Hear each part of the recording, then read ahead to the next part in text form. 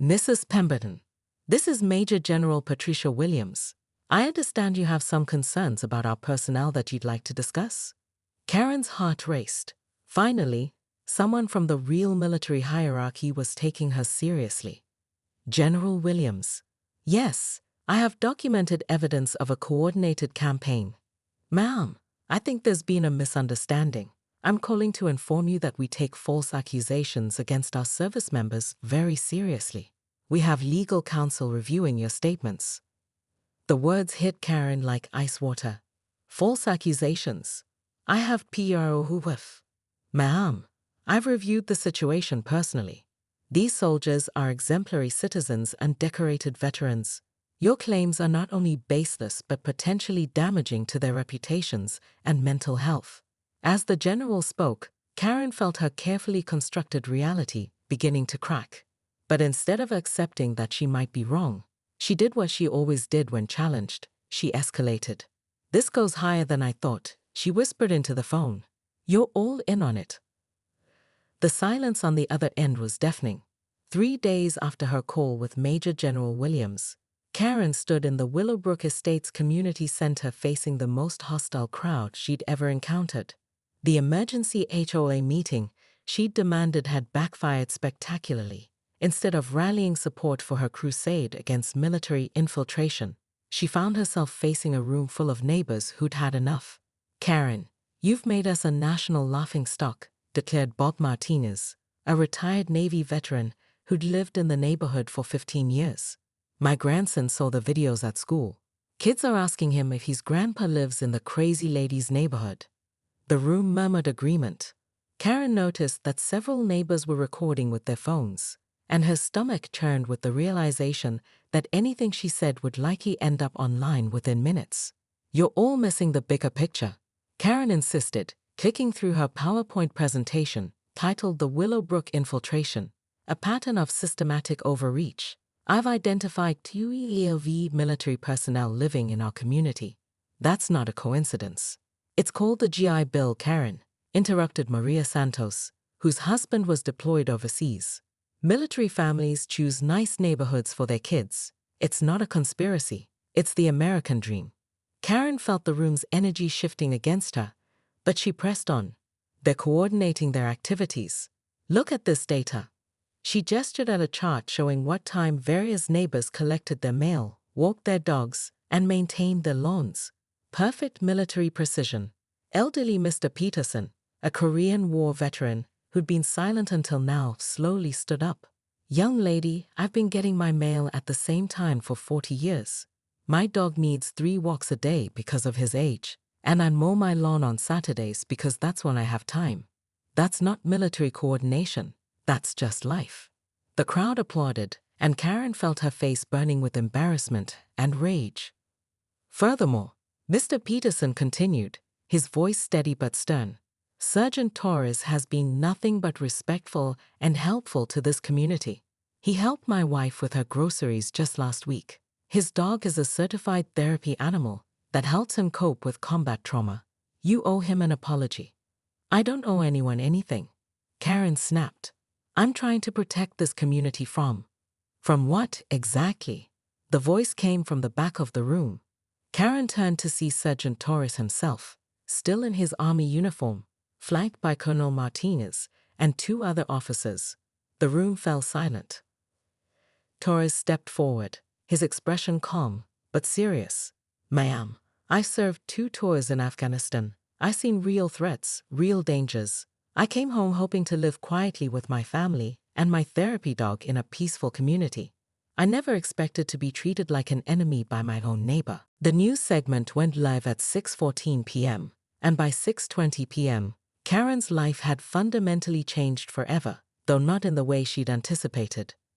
Jessica Chen had initially planned a light human interest piece about quirky neighborhood disputes.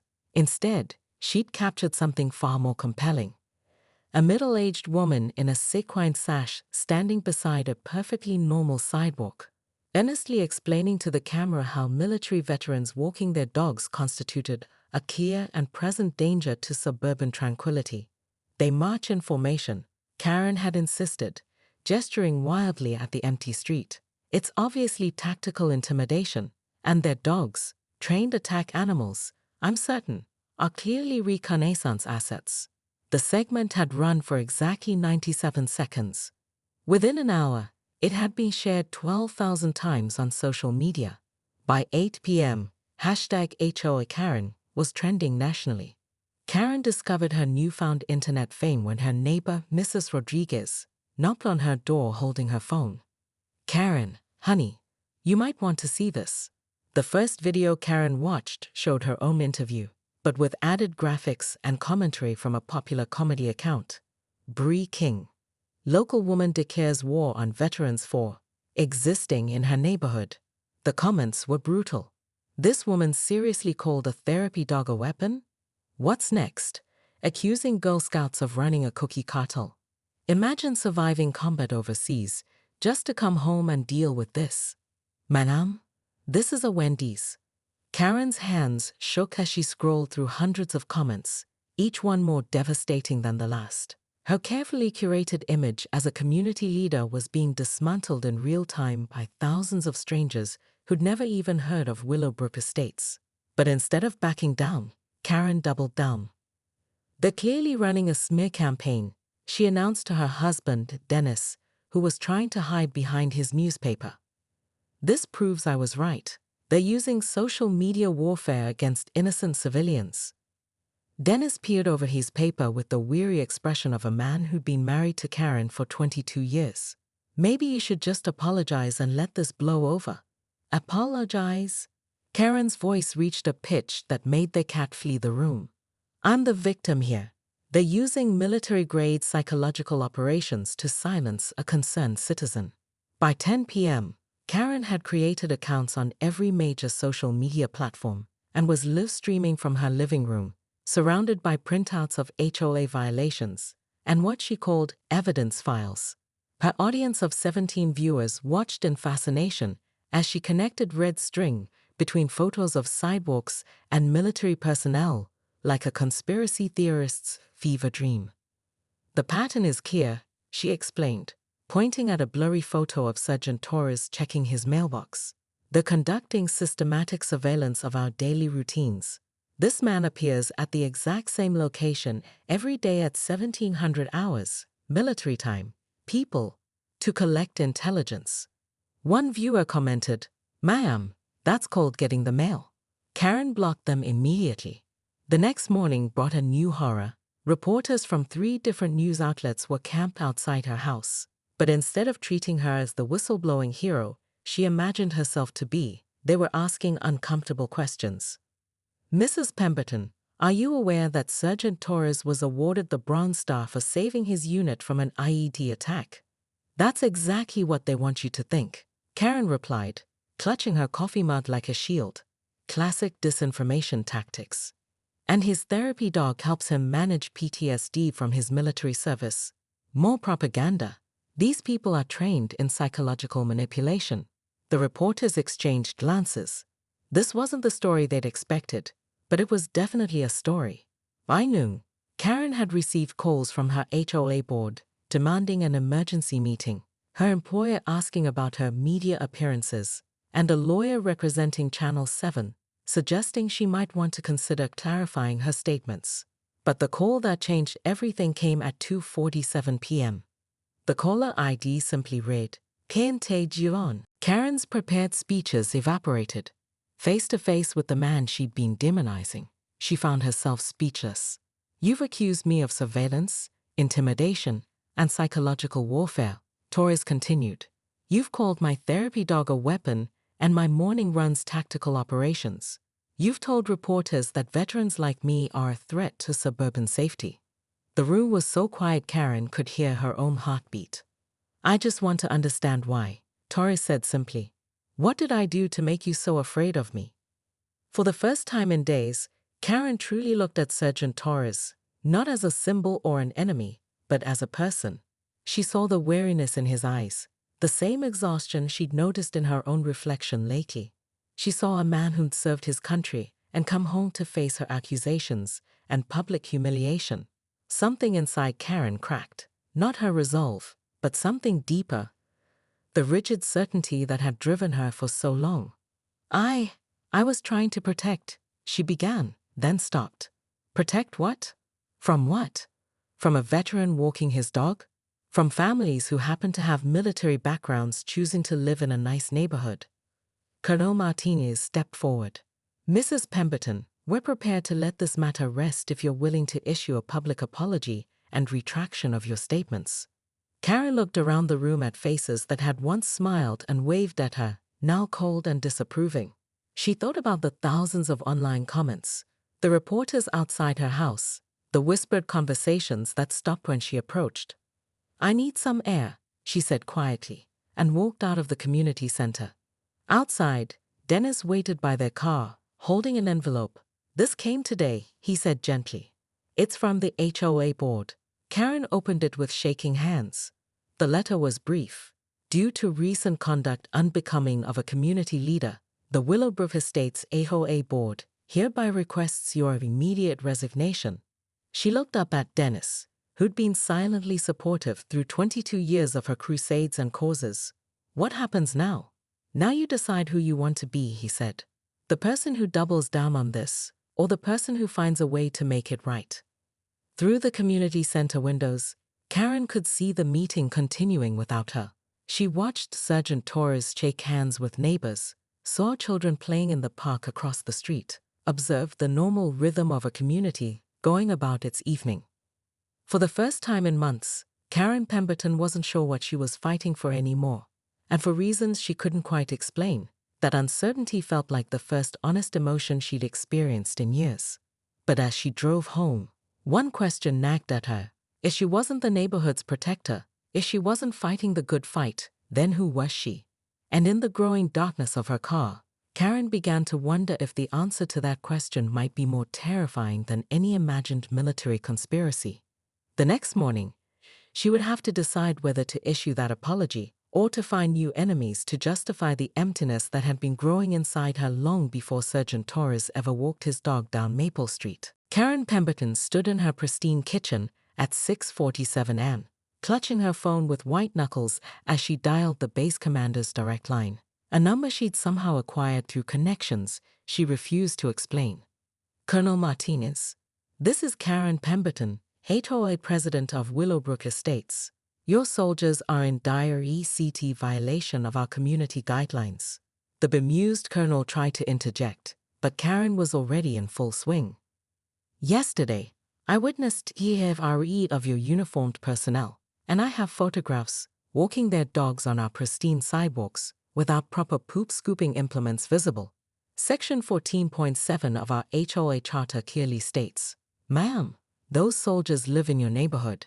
They pay taxes and, I don't care if they're war heroes. Rules are rules. 20 minutes earlier, Karen had been conducting her daily 6 a.m. compliance patrol, when she spotted Sergeant Mike Torres walking his golden retriever, Max, along Maple Street. What made her blood boil wasn't that he was breaking any actual rules. He had waist bags clearly visible and was following all leash laws. No, what infuriated Karen was that his military-issued PT gear didn't match the earth-tone casual wear aesthetic outlined in the HOA's 847-page style guide. Excuse me, she'd called out, power walking toward him in her matching velour tracksuit.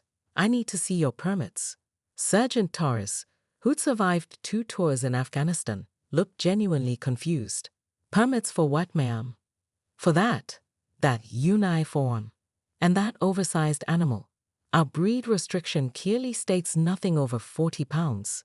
Max, sensing tension, had wagged his tail and tried to approach Karen in a friendly manner. She'd leaped backward, as if he were a trained attack dog, shrieking, "Get your weapon away from me." Torres had stared at her in disbelief. Ma'am, he's a therapy dog, and this is standard Army PT gear? I don't care if it's the president's uniform. We have standout D's here. Now, standing in her kitchen, Karen was explaining to Colonel Martinez how his rogue soldiers were systematically undermining neighborhood property values through aesthetic terrorism. She'd already fired off 17 emails to the base, 3 complaints to the city council, and a strongly worded letter to her congressman about military overreach in civilian communities. The colonel, displaying remarkable patience, tried reasoning with her. "Mrs. Pemberton, these are good people who've served their country. Perhaps we could find a compromise."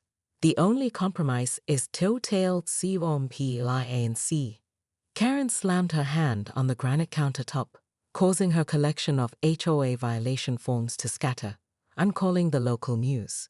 Channel 7 loves exposing government waste and military abuse. After hanging up, Karen immediately dialed WXYZ News. "Hello, this is Karen Pemberton, and I have an explosive story about military personnel terrorizing a peaceful suburban community." By noon, she'd somehow convinced reporter Jessica Chen to meet her at the neighborhood entrance, complete with camera crew. Karen had prepared a PowerPoint presentation titled Operation Neighborhood Nightmare and was wearing her official HOA president sash, a glittery purple creation she'd commissioned herself. "The evidence is overwhelming," Karen declared, gesturing dramatically at the sidewalk where Torres had walked his dog. "They're using psychological warfare tactics, deliberately flouting our regulations to establish dominance." Jessica Chen, initially skeptical, found herself oddly fascinated by Karen's intensity. "And you believe this is coordinated?" "Absolutely. I've documented 17 separate incidents this month alone." Karen pulled out a thick binder. "Unauthorized morning runs, improper grass-cutting schedules, and don't get me started on their mailbox violations." As the camera rolled, Karen felt vindicated. Finally, someone was taking her concerns seriously. She had no idea that this interview would be the first domino in a chain of events that would transform her from neighborhood watchdog into something far more dangerous. The segment was scheduled to air at 6 p.m.